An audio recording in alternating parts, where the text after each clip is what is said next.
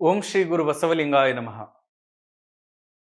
ಕಾಯದೊಳು ಗುರುಲಿಂಗ ಜಂಗಮ ದಾಯತವನ್ನರಿಯಲ್ಕೆ ಸುಲಭೋಪಾಯದಿಂದ ಎದಿರಿಟ್ಟು ಬಾಹ್ಯ ಸ್ಥಳಕ್ಕೆ ಕುರುವಾಗಿ ದಾಯದೋರಿ ಸಮಸ್ತ ಭಕ್ತನಿ ಕಾಯವನ್ನು ಪಾವನ ಮಾಡಿದ ರಾಯಪೂರ್ವಾಚಾರ್ಯ ಸಂಗನ ಬಸವ ಶರಣಾರ್ಥಿ. ವಿಸ್ತಾರ ಓಂಕಾರದ ಎಲ್ಲ ವೀಕ್ಷಕರಿಗೆ ಶರಣು ಶರಣಾರ್ಥಿಗಳು. ಈ ನಾಡಿನಲ್ಲಿ 12ನೇ ಶತಮಾನದ ಶರಣರ ಕ್ರಾಂತಿ ಬಹಳ ಅಪರೂಪವಾಗಿರುವಂಥದ್ದು. ಅಂತಹ ಸಂದರ್ಭದಲ್ಲಿ ಈ 12ನೇ ಶತಮಾನದಲ್ಲಿ ಬಿಜ್ಜಳ ಮಹಾರಾಜನ ಆಸ್ಥಾನದಲ್ಲಿ ಬಸವಣ್ಣನವರು ಮಂತ್ರಿಯಾಗಿ ತಮ್ಮ ಸೇವೆಯನ್ನ ಸಲ್ಲಿಸಿದ್ರು.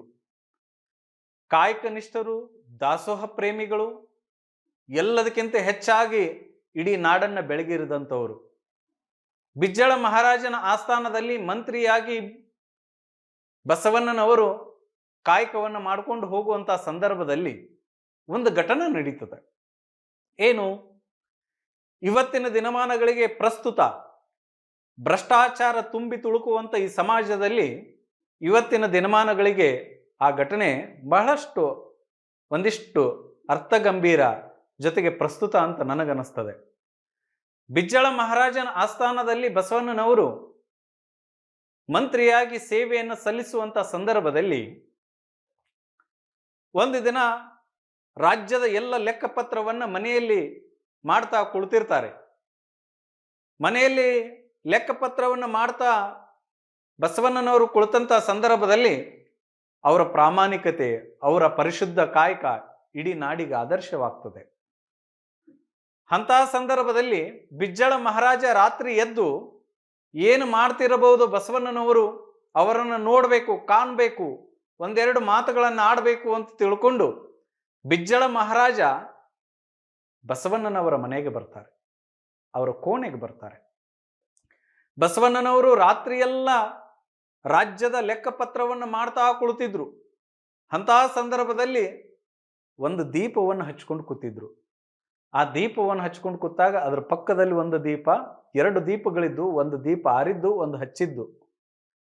ಬಿಜ್ಜಳ ಮಹಾರಾಜ ಬಸವಣ್ಣನವರನ್ನು ನೋಡಬೇಕು, ಮಾತನಾಡಿಸ್ಬೇಕು ಅಂತ ತಿಳ್ಕೊಂಡು ಏನು ಬಂದರು.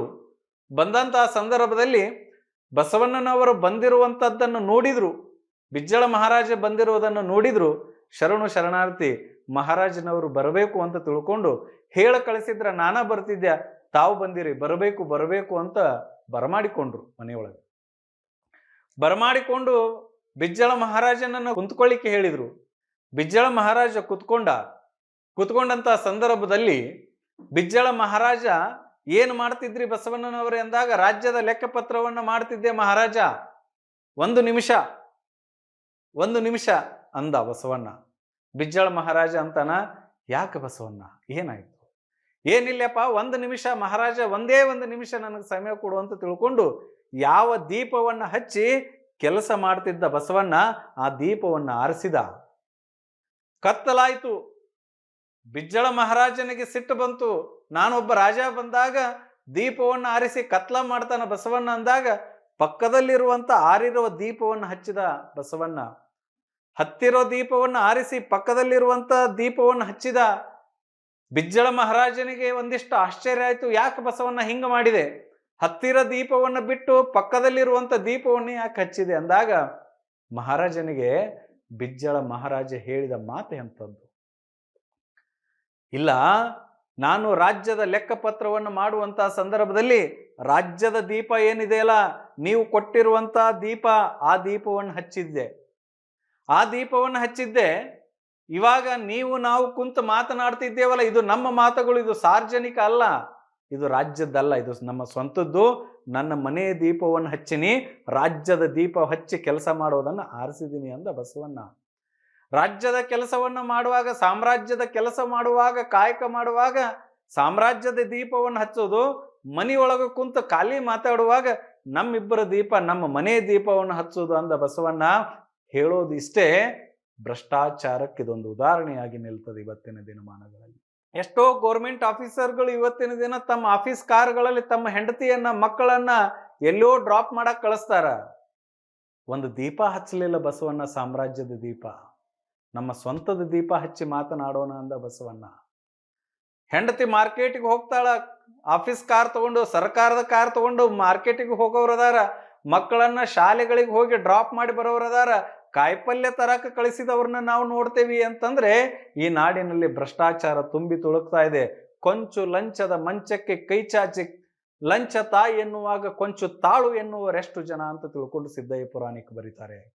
ಸ್ವಲ್ಪ ನಮ್ಮ ಜೀವನ ಭ್ರಷ್ಟಾಚಾರದ ಮುಕ್ತರಾಗೋಣ, ಬಸವಣ್ಣನವರ ಆದರ್ಶವನ್ನ ಪಾಲನೆ ಮಾಡೋಣ, ಮಹಾತ್ಮರ ಒಂದಿಷ್ಟು ಆದರ್ಶದ ತತ್ವಗಳನ್ನು ಪಾಲನೆ ಮಾಡೋಣ.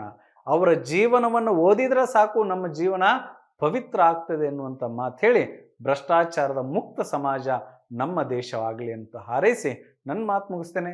ಎಲ್ಲರಿಗೂ ಶರಣಾರ್ಥಿಗಳು. ಅನುಕ್ಷಣದ ಸುದ್ದಿಗಳಿಗಾಗಿ ವಿಸ್ತಾರ ನ್ಯೂಸ್ ಯೂಟ್ಯೂಬ್ ಚಾನೆಲ್ ಸಬ್ಸ್ಕ್ರೈಬ್ ಮಾಡಿ. ಹೊಸ ಸುದ್ದಿಗಳ ನೋಟಿಫಿಕೇಶನ್ಗಾಗಿ ಬೆಲ್ ಐಕಾನ್ ಕ್ಲಿಕ್ ಮಾಡಿ. ಲೇಟೆಸ್ಟ್ ಅಪ್ಡೇಟ್ಸ್ಗಾಗಿ www.vistaranews.com ವೆಬ್ಸೈಟ್ಗೆ ವಿಸಿಟ್ ಮಾಡಿ. ಅಂಗೈಯಲ್ಲೇ ಜಗತ್ತಿನ ಸುದ್ದಿ ತಿಳಿಯಲು ವಿಸ್ತಾರ ನ್ಯೂಸ್ ಕನ್ನಡ ಆಪ್ ಡೌನ್ಲೋಡ್ ಮಾಡಿ.